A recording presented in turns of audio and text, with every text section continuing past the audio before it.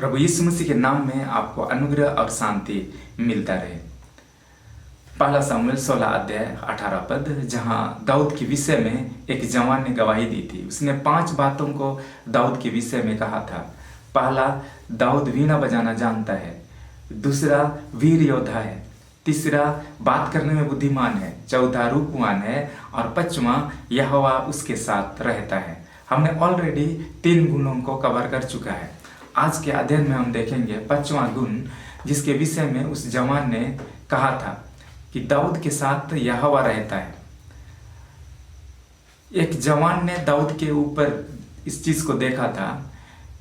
उसने कुछ ऐसी बातों को वो पाया जिसके कारण से उसने कहा कि दाऊद के साथ यहोवा रहता है। और ये बहुत ही महत्वपूर्ण बात है। जब परमेश्वर हमारे साथ रहता है तो चीजें सेम नहीं रहती हैं। जब परमेश्वर हमारे साथ रहता है तो हमारे जीवन में कुछ एक्स्ट्रा चीज़ें हमारे जीवन में होती हैं जो हमारी सामर्थ्य से बाहर है। जो चीज़ संसार के लोगों की सोच से परे है वो जीवन हमें मिलता है।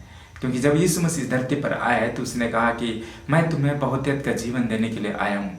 यदि वो परमेश्वर आपके साथ रहेगा, यदि वो परमेश्वर मेरे साथ रहेगा, यदि वो परमेश्वर हमारे साथ है तो हमारा जीवन बदल जाएगा। यदि वो परमेश्वर हमारे साथ है तो हम जो कुछ भी करेंगे हमारे कामों में हटकर चीज़ें दिखाई देने लगेंगी। परमेश्वर हमारे जीवन में अपने आशीषों को उंडेलेगा। हमारी जितनी क्षमता है उससे कहीं ज़्यादा हम फल को प्राप्त करेंगे, क्योंकि परमेश्वर का अनुग्रह, परमेश्वर हमारे साथ है। पुराने नियम में परमेश्वर सभी लोगों के साथ में नहीं रहता था, क्योंकि परमेश्वर ने मनुष्य को आदम की वाटिका से बाहर निकाला। उत्पत्ति 3 अध्याय और उसका 23 पद में लिखा है, उसने मनुष्य को, यहोवा परमेश्वर ने मनुष्य को आदम की वाटिका से बाहर निकाला।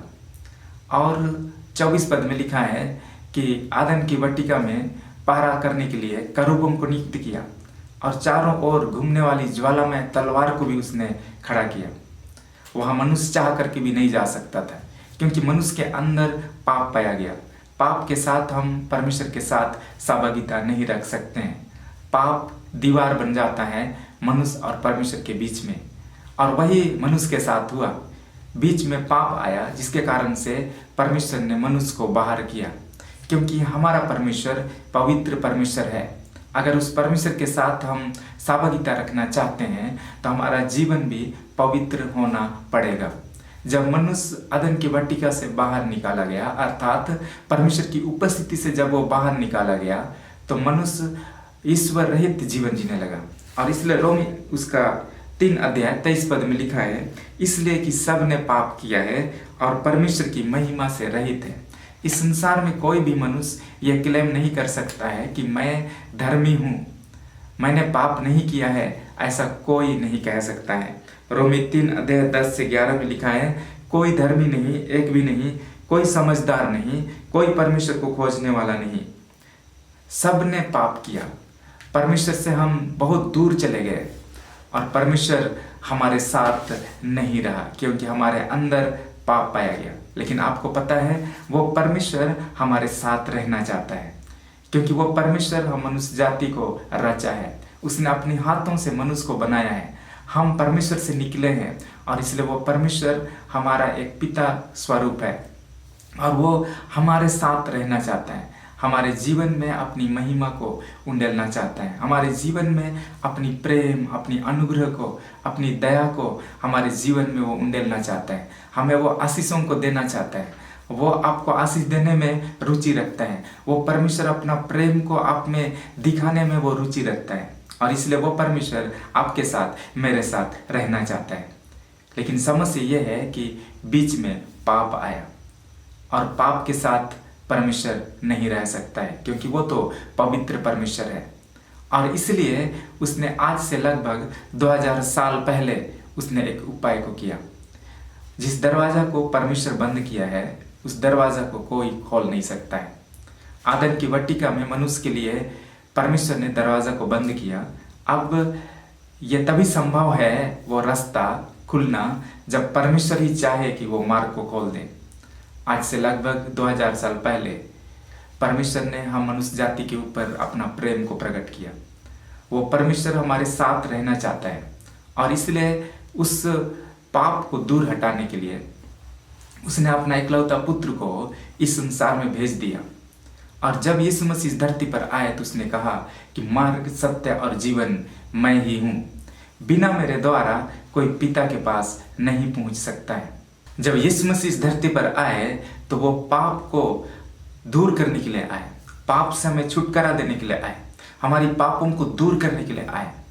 और इसलिए जब उसका जन्म हुआ था, मत्ती रचित सुसमाचार उसका 1 अध्याय और उसका 23 पद में इस प्रकार से लिखा है, देखो एक कुंवारी गर्भवती होगी और एक पुत्र जनेगी और उसका नाम इम्मानुएल रखा जाएगा, जिसका अर्थ है परमेश्वर हमारे साथ। इससे पहले क्या परमेश्वर हमारे साथ नहीं था? हाँ, हमारे साथ नहीं था। हम मनुष्य जाति के साथ वो नहीं था।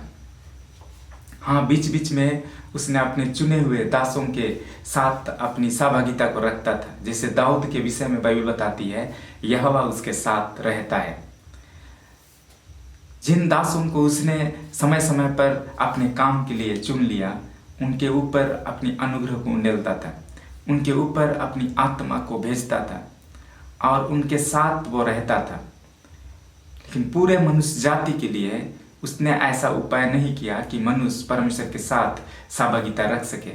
लेकिन हम कितने अच्छे लोग हैं कि आज के इस जनरेशन में हम सब जीवन व्यतीत कर रहे हैं। हमारे जन्म से पहले ही यीशु मसीह ने इस धरती पर हमारे लिए रास्ता को तैयार किया। जो दरवाज़ा बंद था, उस दरवाज़ा को यीशु ने खोल दिया है। जब यीशु मसीह इस धरती पर आए, उसने अपना बहुमूल्य रक्त को हमारे लिए बहाया और उसी लहू से उसने हम मनुष्य जाति के पापों को धोया है। आज यदि हम उस परमेश्वर के साथ संबंध बनाना चाहते हैं, सहभागिता रखना चाहते हैं, तो ये बहुत ही आसान है। यदि हम चाहें एक अच्छा जीवन जीना, यदि हम चाहें एक पवित्र जीवन जीना, यदि हम चाहें कि उस परमेश्वर के साथ हम सहभागिता रखें, तो हमारे लिए आसान है, क्योंकि कोई हमारे लिए अपना जान को दे दिया है। हमारे बदले में किसी ने अपना लहू को बहाया है। जो सज़ा हमें मिलनी चाहिए थी, परमेश्वर के नज़र में हम दोषी थे और हम परमेश्वर की ओर से दंड पाने के लायक थे, लेकिन परमेश्वर ने हम पर दया किया और हमारे स्थान पर उसने अपना इकलौता पुत्र को मरने दिया ताकि हम छुटकारा को प्राप्त कर सकें। यदि आज आप यीशु मसीह में विश्वास करते हैं, उसके पास आते हैं, अपने पापों से पश्चाताप करके एक नया जीवन जीने चाहते हैं और परमेश्वर से आप मदद मांगेंगे, तो वो परमेश्वर आपके लिए एक रास्ता को तैयार करेगा और वो परमेश्वर आपके साथ भी होगा। जिस तरह से दाऊद के साथ वो उस जवान ने कहा कि यहोवा उसके साथ रहता है, उस समय सारे लोगों के साथ यहोवा का अनुग्रह नहीं हो पाता था। जो पवित्रता के साथ चलते थे, जो उनकी आज्ञाओं को मानते थे, उन्हीं के साथ परमेश्वर का अनुग्रह होता था। आज हम सारे मनुष्य जाति के लिए एक ओपन इनविटेशन है, कोई भी आ सकता है। कोई भी व्यक्ति उनके चरणों में आकर अपने जीवन को वो बदल सकता है। वो परमेश्वर हम में से प्रत्येक जन को बुला रहे हैं कि हम उनके साथ जुड़ें और एक अच्छा जीवन हम जी सकें।